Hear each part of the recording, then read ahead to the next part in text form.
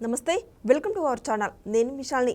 మాజీ ముఖ్యమంత్రి జగన్మోహన్ రెడ్డి గారు నిన్న నెల్లూరు పర్యటనలో వెనుకున్న బ్యాచ్ మొత్తం కూడా జై జగన్ అనుకుంటూ నెక్స్ట్ 2029లో అధికారంలోకి వచ్చిన తర్వాత రక్తంతో హోలీ అంటూ నినాదాలు చేస్తున్నారు. అయితే వీళ్ళు రప్ప అనేది మరొకసారి మళ్ళా సంచలనమైన వార్తలైతే వెలుగులోకి తీసుకొస్తున్నారు. అయితే దీని మీద పూర్తిగా విశ్లేషించడానికి మనతో స్టూడియోలో ఉన్నారు ప్రముఖ రాజకీయ విశ్లేషకులు, సామాజిక విశ్లేషకులు అడుసుమల శ్రీనివాస్ గారు ఉన్నారు. వారిని విషయాలను తెలుసుకునే ప్రయత్నం చేద్దాం. నమస్కారం సార్. నమస్కారం అండి. సార్, మరొకసారి ఇప్పుడు జగన్మోహన్ రెడ్డి గారు ఎక్కడ పర్యటనకి వెళ్ళినా సరే రప్ప అనేది నినాదాలు చేయటం అదొకటి. నిన్న నెల్లూరు పర్యటనలో కూడా వైసీపీ బ్యాచ్ మొత్తం కూడా రక్తంతో హోలీ నెక్స్ట్ 2029లో అని నినాదాలు చేస్తున్నారు. దీన్ని ఏ విధంగా చూడాలి సార్? ఇప్పుడు యాక్చువల్గా మరొకసారి వివాదాస్పదంగా ఆయన పర్యటన సాగింది. ఏంటంటే ఒకటి ఆయన కంట్రోల్ అన్న పెట్టాలి వాళ్ళ శ్రేణుల్ని. ఆయన పెళ్లికి వివాహానికి హాజరవుతున్నాడు. వివాహానికి హాజరైనప్పుడు అందంగా పెళ్లికి వెళ్ళి అక్షంతలు వేసి లేకపోతే నువ్వు ఏ రకంగా పరామర్శిస్తావో వాళ్ళని పలకరించి వచ్చేయాలి. వీళ్ళందరినీ వేసుకుని వచ్చి కర్రల్లో వాటితోటి జెండాలతోటి ఊరేగింపుగా ఆ పెళ్లికి మరి ఆ రాడ్లు కర్రలు పట్టుకెళ్ళి మరి ఎవరిని కొడదామని బయలుదేరారో తెలియదు. రప్ప బ్యాచ్ దానికి అదనంగా యాడ్ చేసింది ఏంటంటే హోలీ వస్తుంది కదా, ఇప్పుడు రక్తంతో హోలీ చేస్తాం, మేము మళ్ళీ అధికారంలోకి వచ్చినాం అంటే ఇది ఏ రకమైన సందేశం ఇవ్వదలుచుకున్నాడో పూర్తిగా బరిదెగించి వ్యవహరిస్తున్నట్టుగా అర్థమవుతుంది. ఇందులో నేను ముందుగా చెప్పినట్టుగా ఒకటి జగన్మోహన్ రెడ్డి అన్నా కంట్రోల్ చేయాలి, లేదా ప్రభుత్వం పోలీస్ శాఖ అన్నా కంట్రోల్ చేయాలి. దీనికి సుమోటాగా కేసులు నమోదు చేసి వాళ్ళని తీసుకెళ్ళి అది స్పష్టంగా కనపడతాయి ఉంటాయి విజువల్స్. వాళ్ళు ఎవరు కంప్లైంట్ ఇవ్వాల్సిన అవసరం లేదు. ఇటువంటి వాటికి సమాజంలో అశాంతి రేపడానికి, అలజడులు సృష్టించడానికి భయాందోళన కలిగిస్తున్నారన్న అభియోగం మీద వాళ్ళందరినీ కూడా అరెస్ట్ చేయాలి. జడ్జీలకి దీనికే మీరు అరెస్ట్ చేస్తారా, నోటీస్ ఇవ్వండి, వదిలేయండి అన్నప్పుడు వాళ్ళు వివరంగా చెప్పాలి. చాలా భయం పెడుతున్నారండి, ఇట్లా జాంబీల్లో తయారయ్యారు వీళ్ళందరూ అని చెప్పాలి. వీళ్ళు వాదన పటిమ ఉండాలి. ఎందుకంటే ఇటువంటి పునరావృతం కాకూడదు, జనాల్లో ఈ రకమైన రెచ్చిపోకూడదు వీళ్ళు అనేటువంటిది చిత్తశుద్ధితోటి వ్యవహరించాలి. మొన్నే అక్కడ ఒక ప్రతిష్టకి వెళ్ళాడు ఇతను. ప్రతిష్టకి వెళ్ళి అక్కడ ఒక డ్రామా వేసాడు.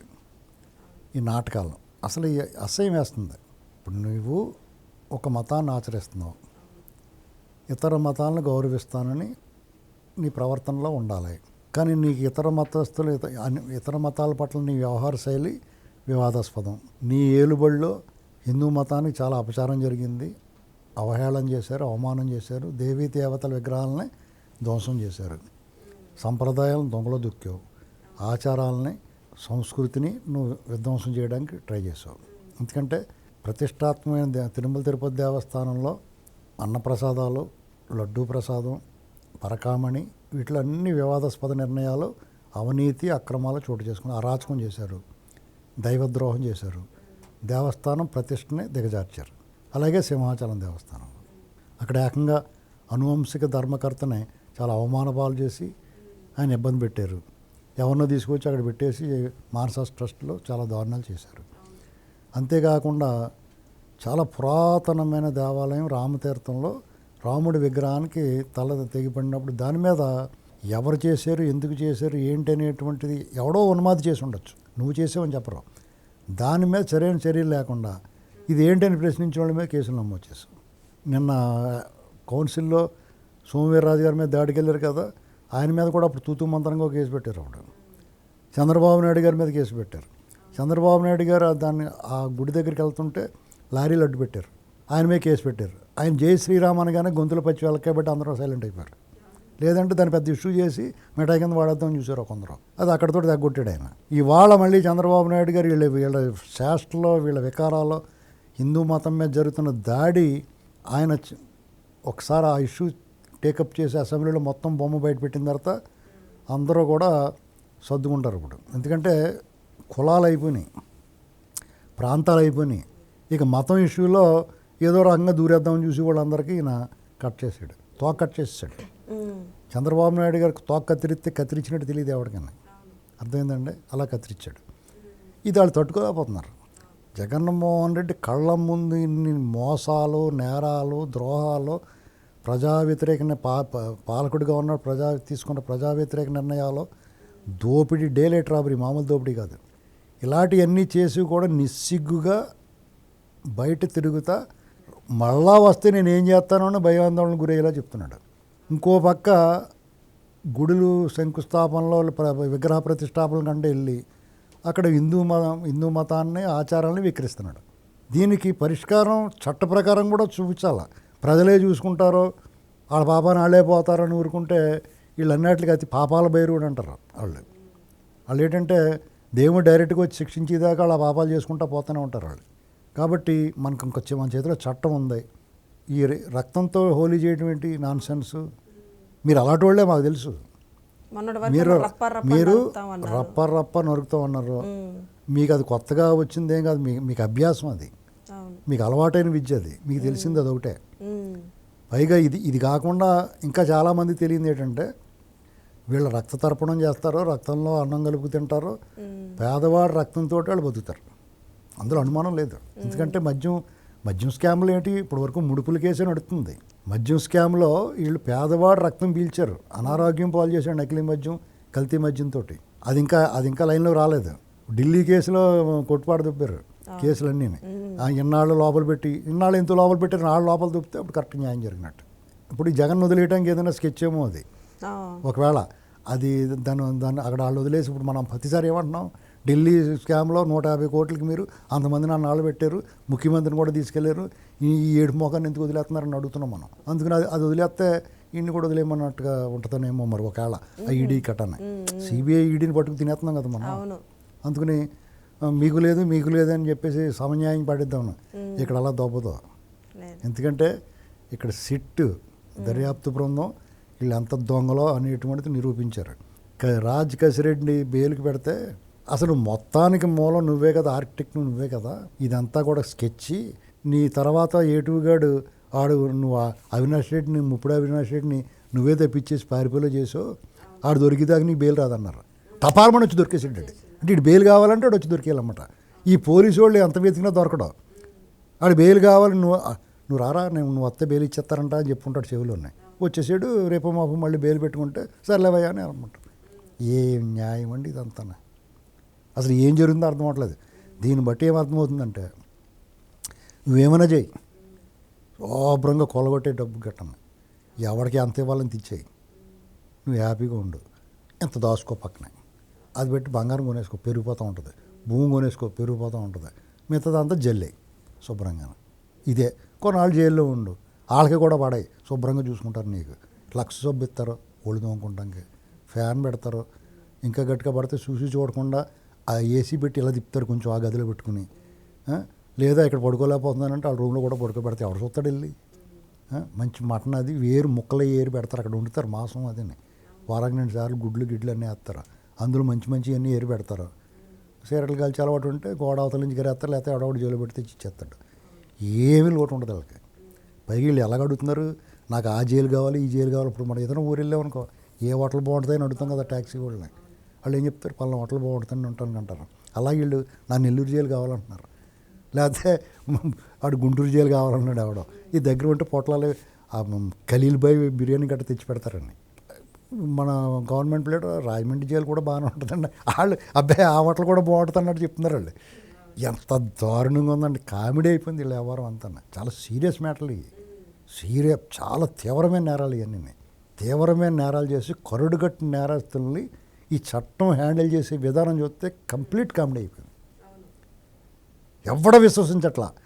నీకు చట్టం న్యాయం వ్యవస్థలో ప్రభుత్వాల మీద రాజ్యం మీద విశ్వాసం పోయిందంటే అత్యంత ప్రమాదకరమైన స్థితికి చేరుకున్నట్టే ప్రజాస్వామ్యంలో.